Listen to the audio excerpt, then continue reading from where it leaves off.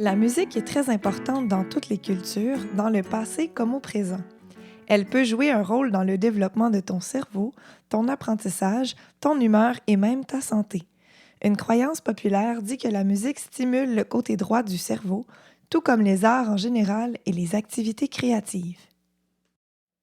Toutefois, des études récentes nous montrent que la musique fait appel à plusieurs parties de ton cerveau. Dans des études faites sur des personnes atteintes de lésions cérébrales, certains patients ne peuvent plus lire un journal, mais peuvent encore lire la musique. D'autres ont encore la motricité pour jouer du piano, mais n'arrivent pas à boutonner leur chandail par eux-mêmes. Nous savons maintenant qu'écouter de la musique et en jouer sollicite à peu près toutes les parties du cerveau que nous connaissons à ce jour. Un des effets principaux de la musique est qu'elle peut changer l'humeur et les émotions. La musique stimule la création de messages chimiques dans ton corps. Quand tu écoutes la musique que tu aimes, ton cerveau relâche un neurotransmetteur appelé la dopamine.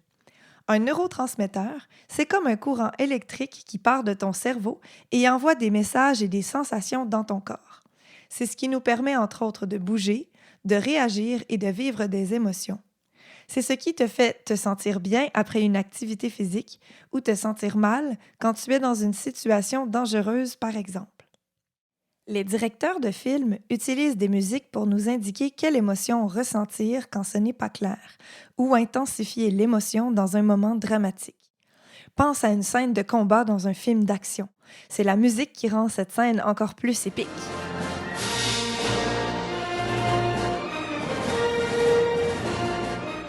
Observation intéressante. Quand elles sont tristes, certaines personnes cherchent à écouter de la musique triste. Bien souvent, cela les aide à se sentir mieux. Tu dois te demander pourquoi ces personnes n'écoutent pas plutôt de la musique joyeuse. La raison est que quand tu te sens triste et déprimé, souvent tu te sens incompris, comme si les gens autour de toi ne peuvent pas te comprendre. Si tu écoutes de la musique joyeuse, ça va accentuer ton impression d'être incompris. Par contre, si tu écoutes une chanson triste comme tu l'es, tu vas te dire « Ah, c'est comme ça que je me sens aussi. Ce musicien me comprend tellement. » La chanson triste viendra t'apaiser et te réconforter. Une autre chose intéressante est comment la musique influence notre exercice physique. Quand le corps est fatigué et veut arrêter l'effort, il envoie au cerveau le message de prendre une pause. Écouter de la musique demande l'attention de notre cerveau et peut alors l'emporter sur le message de fatigue. Une étude de 2012 a démontré qu'un cycliste écoutant de la musique utilise 7% moins d'oxygène qu'un athlète qui pédale dans le silence. Donc non seulement la musique nous aide à travailler plus fort et plus longtemps, mais en plus, elle nous aide à utiliser notre énergie plus efficacement. Dans les dernières années, les neuroscientifiques ont fait des pas énormes pour comprendre comment fonctionne notre cerveau en l'observant avec des outils comme la résonance magnétique. Pendant que les participants écoutaient de la musique, les scientifiques ont vu plusieurs régions de leur cerveau s'illuminer. Encore plus intéressant, quand les participants jouaient de la musique, leur cerveau s'allumait comme des feux d'artifice dans le ciel. Donc l'écoute musicale stimule des régions intéressantes du cerveau. Et jouer d'un instrument de musique est un exercice aussi complet pour ton cerveau qu'aller au gym pour entraîner tout ton corps. Aussi, les images de cerveau en activité nous ont démontré que ceux des musiciens sont différents de ceux des non-musiciens. Les personnes qui jouent d'un instrument auraient des cerveaux plus gros, mieux connectés et plus sensibles. Une étude de 2008 a démontré qu'un enfant qui s'entraîne musicalement depuis au moins 3 ans réussit mieux que ses amis non-musiciens dans plusieurs sortes de tests. Il aura surtout une meilleure distinction des sons et de plus grandes habiletés avec ses mains.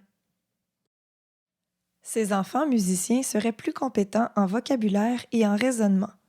Autre exemple, ils sont meilleurs pour trouver des liens entre des images ou identifier des différences et des ressemblances entre plusieurs motifs. Bref, la pratique musicale peut améliorer tes capacités à raisonner et à comprendre des informations visuelles en plus de tout le reste. Impressionnant, n'est-ce pas? Enfin, il n'est jamais trop tard pour apprendre à jouer d'un instrument. Les personnes âgées qui jouent d'un instrument ou qui chantent ont moins de chances d'avoir des troubles de mémoire. La raison est peut-être que l'apprentissage musical crée de nouvelles connexions dans le cerveau qui compensent pour celles qu'on perd en vieillissant. Donc, écouter de la musique comme en jouer apporte plusieurs bénéfices. Cependant, la musique affecte chaque cerveau différemment. La musique de certains peut être perçue comme du bruit par d'autres. Des recherches ont démontré qu'écouter de la musique qu'on aime augmente l'apport de sang au cerveau, plus qu'écouter de la musique que l'on aime moins. En conclusion, tu retireras beaucoup plus d'avantages à écouter de la musique que tu aimes vraiment.